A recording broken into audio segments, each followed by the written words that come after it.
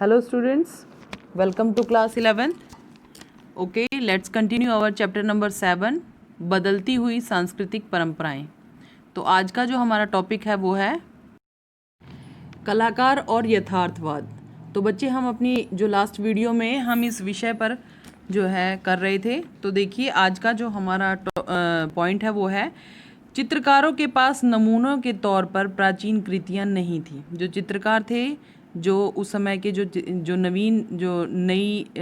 नए चित्रकार उभरे थे, उनके पास कोई प्राचीन कृतियां नहीं थी, लेकिन मूर्तिकारों की तरह यथार्थ चित्र बनाने का ये लोग प्रयास करते थे। अब इन्हें रेखा गणित का जो है ज्ञान हो चुका था, यानी कि 3D बनाना जो है ये सीख चुके थे। पेंटिंग ने अब पहले से जो पेंटिंग थी, अब पहले के मुकाबले चित्रों को और सुंदर तथा रंगों की जो चचाहट है वो बना दिया था। मतलब अब इन्होंने ऐसे जो सुंदर रंगों का प्रयोग करना शुरू कर दिया था चित्रों में, जो मतलब पहले के मुकाबले अब जो है चित्र आकर्षक दिखने लग गए थे।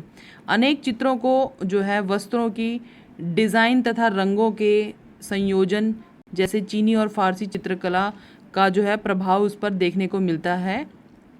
यानी कि इस तरह के जो चित्रकार हैं, जो उन्होंने इस तरह के चित्र बनाए जिसमें मतलब चीनी और फारसी चित्रकला का जो है प्रभाव देखने को मिलता है, जैसा कि जो कि इन्हें मंगोलों से मिली थी। यानी कि जैसा कि मंगोलिया जो प्रजाति के लोग बनाते थे, ऐसी मतलब चित्रकला इन्होंने बनानी शुरू कर दी थी। तो देखिए हमने अभी जो है कलाकार यानी कि ऐसे चित्रकारों और मूर्तिकारों के विषय में पढ़ा जिन्होंने यथार्थ चित्रों को बनाने का प्रयास किया। इसके बाद हम देखिए आगे करते हैं। हमारे जो अगला टॉपिक है वो है वास्तुकला यानी कि भवन निर्माण कला। तो देखिए 15वीं शताब्दी में रोम नगर भव्य रूप से पुनर्जीवित हो उठे थे। ये हम उस समय की बात कर रहे थे जब रोम साम्राज्य का पतन हो रहा था और वहाँ के जो भवन आदि थे वो जो है मतलब जो इस सभ्यता का बिल्कुल ही जो समाप्त होने जा रही थी ये। और ये देखिए इन्होंने क्या किया कि 15वीं शताब्दी में रोम नगर जो है भव्य, जो रोम नगरों की जो भव्य है वो भव्यता वो पुनर्जीवित हो उठी। 1470 से जो है पोप राजनीतिक दृष्टि से शक्तिशाली बन गया था और जो पुरातत्वविद थे उन्होंने रोम के अवशेषों का उत्खनन किया। यानी कि आपको मैं पहले ही बता चुकी हूँ कि पुरातत्वविद कौन होते हैं, जो मतलब प्राचीन यानी अपने इतिहास को जो खोजते हैं। जैसे पुरातत्वविद खुदाई के दौरान कोई चीज़ें जो इकट्ठी करी जाती है उनके द्वारा, इन्हें पुरातत्वविद कहते हैं। तो पुरातत्वविदों ने रोम के अवशेषों का है उत्खनन किया। तो रोम के अवशेष यानी वहाँ पे जो भी इमारतें थी जो ध्वस्त हो चुकी थी या मतलब जो भी नष्ट हो चुका था, उसका उत्खनन यानी दोबारा उसे खोद करके उनके अवशेषों को इकट्ठा करने का प्रयास किया। वास्तुकला की नई शैली को प्रोत्साहन मिला। इससे क्या हुआ, इससे उन्हें क्या हुआ कि वास्तुकला की यानी कि भवन निर्माण कला की नवीनतम शैली को जो है नवीन शैली को प्रोत्साहन मिला, जो रोम साम्राज्य की शैली का पुनरुद्धार था। यानी कि जो रोम शैली थी यानी रोम साम्राज्य के, क्योंकि रोम साम्राज्य का पतन हो चुका था, तो और जो उस समय की जो भवन निर्माण जो कला थी या वास्तुकला हम जिसे बोलते हैं, यानी कि उस शैली का पुनरुद्धार यानी कि दोबारा उसमें सुधार हुआ और जिसे अब क्या कहा जाने लगा, शास्त्रीय शैली कहा जाने लगा। पोप ने धनी व्यापारियों ने, अभिजात वर्ग ने उन लोगों को यानी जो वास्तुविद थे उनको अपने भवन बनाने के लिए नियुक्त किया, जो कि शास्त्रीय वास्तुकला से परिचित थे। यानी कि जो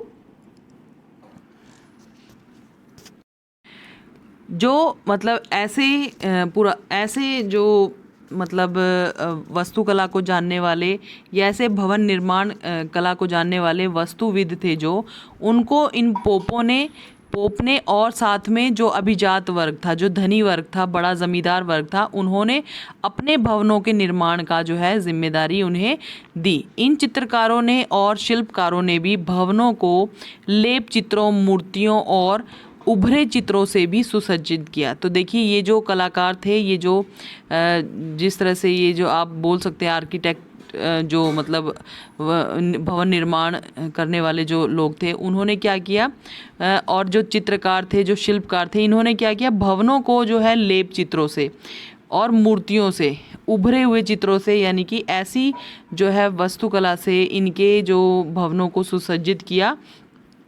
कुछ ऐसे लोग थे जो कुशल मूर्तिकार, वास्तुकार, चित्रकार थे, यानी इनमें से कुछ ऐसे थे जो बहुत ही ज़्यादा मतलब इस कला को जानने वाले थे, जैसे कुशल मूर्तिकार या कुशल वास्तुकार थे, चित्रकार भी थे। उदाहरण के लिए जैसे उनमें से एक का नाम जो है काफ़ी प्रसिद्ध है, जैसे माइकल एंजेलो बुआनारोती, ये इसका नाम बहुत फेमस था। इन्होंने क्या किया, इनका ये जो नाम है वो काफ़ी प्रसिद्ध क्यों हुआ, क्योंकि इन्होंने पोप के जो है सिस्टीन चैपल की जो भीतरी छत थी उसको, उसमें जो है लेप चित्र के माध्यम से दी पाइटा, जिसको कहा गया, जिसको ये नाम दिया गया था, दी पाइटा नामक जो प्रतिमा है, और जो है मतलब उसको इसने तैयार किया, इस वजह से इसका नाम जो है इतिहास में काफ़ी प्रसिद्ध माना जाता है।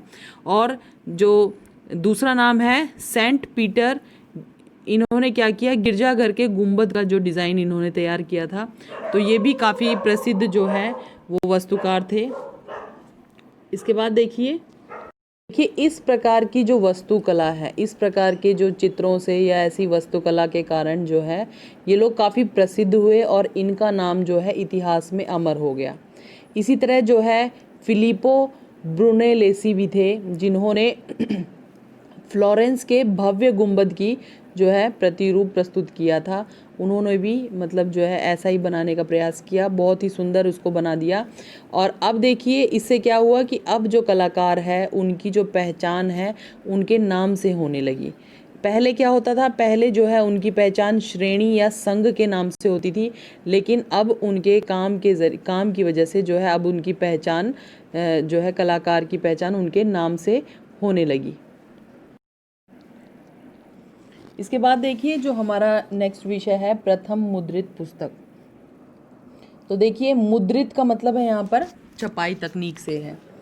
तो देखिए मुद्रित जो तकनीक थी यानी छपाई की जो तकनीक थी उसके आने से बहुत सी सुविधाएं जो है वो मिल गई। यानी कि देखिए पहले क्या होता था कि हस्तलिखित यानी कि लिपिक होते थे जो हाथों से लिखते थे, यानी कि किसी भी प्रकार की अगर पुस्तक है या उसका कोई भी लेख है या ग्रंथ है तो उसे लिपिक जो है एज इट इज़ उतारने का प्रयास करते थे और उसमें लिखने में काफ़ी त्रुटियां हो जाती थी। लेकिन अब क्या हो गया है कि अब छपाई की जो तकनीक है उसका जो है उसकी खोज हो चुकी थी, जिससे बहुत सारी जो है समस्याओं का हल हो चुका था। देखिए पहले यदि दूसरे देशों के लोग महान कलाकारों के द्वारा बनाई गई जो पेंटिंग है, लेप चित्र हैं, मूर्तियां हैं, भवन आदि देखना चाहते थे तो उन्हें क्या होता था, इटली जाना पड़ता था। लेकिन जब छपाई प्रौद्योगिकी आई तो अब क्या हो गया था, साहित्य के लिए इधर उधर जाने की ज़रूरत नहीं होती थी। उन्हें जो है छपी छपाई जो पुस्तकें जहाँ मतलब जो छपाई तकनीक है इसके कारण क्या हो गया कि जो छपी हुई पुस्तकें हैं ये दुनिया के कोने कोने तक पहुंचने लगी। उन्हें अब जो है किसी भी वस्तु को या किसी भवन को देखने के लिए उसी स्थान पर जाने की बजाय क्या है, उन्हें पुस्तकों के ज़रिए ही ये सब चीज़ें उन्हें अपने यहाँ बैठे बैठे ही मिल जाती थी। तो अब देखिए अब इटली में लिखा गया जो साहित्य है विदेशों में उपलब्ध था, क्योंकि जो है मुद्रित जो है छपाई जो तकनीक है इसका आविष्कार हो चुका था। और 16वीं शताब्दी की जो क्रांतिकारी मुद्रण प्रौद्योगिकी की दक्षता की वजह से ये सारा जो है ये सिद्ध हो सका है। या सारे जो काम इसी वजह से हुए क्योंकि ये 16वीं शताब्दी की जो है ये एक क्रांति थी। जो मुद्रित प्रौद्योगिकी है जो ये इसकी इन्वेंशन होने के कारण क्या हुआ कि किसी भी देश की जो हम पुस्तकें हैं या साहित्य है ये दूसरे देशों में भी ये उपलब्ध होने लगी। हम दुनिया भर की जो पुस्तकें हैं घर बैठे बैठे ही मतलब उस समय के जो लोग हैं वो कहीं की भी, जिस तरह से देखिए इटली में लिखा गया जो साहित्य है वो विदेशों में पढ़ा जाने लगा। तो उसके बाद देखिए छपाई तकनीक के लिए यूरोपीय लोग चीनी तथा मंगोल लोगों के ऋणी थे। इससे पहले कुछ ग्रंथ थे, ग्रंथों की जो हस्तलिखित प्रतियां होती थी और 1455 में जोहनेस गुटेनबर्ग जो जर्मन मूल के जो छापे खाने थे बनवाए गए थे और बाइबल की 150 प्रतियां जो है छपवाई गई थी। इतने समय में जो बाइबल की एक प्रति लिखने का जो समय लगता था, तो देखिए ये मतलब एक प्रति लिखने का जितना समय लगता था, इतने समय में इन्होंने 150 प्रतियां जो है छपवा ली थी। 15वीं शताब्दी में अनेक जो है लातीनी ग्रंथों का मुद्रण इटली भाषा में किया गया। अब पुस्तकें बिकने लगी। छात्रों को केवल अध्यापक के नोट्स पर निर्भर नहीं रहना पड़ता था। अब जो है विचार, मत और जो जानकारियां हैं वो तेज़ी से प्रसारित होने लगी, क्योंकि देखिए मुद्रण जो तकनीक जो है जिसका आविष्कार हुआ था, जिसके कारण क्या हुआ, संसार भर में जो है अब विचार एक मतलब जो विचार है या मत है उसका जो प्रचार प्रसार है अब आसानी से होने लगा। अब पाठक एकांत में बैठकर पुस्तक पढ़ सकता था और लोगों में पढ़ने की आदत विकसित होने लगी। 15वीं शताब्दी में मानवतावादी संस्कृति जो है अल्प्स पर्वत के पार तेजी से फैलने लगी। मुख्य कारण क्या था इसका? पुस्तकों का विवरण। ओके स्टूडेंट्स, आपको ये सभी पॉइंट्स क्लियर हो गए होंगे। Thank you, have a nice day.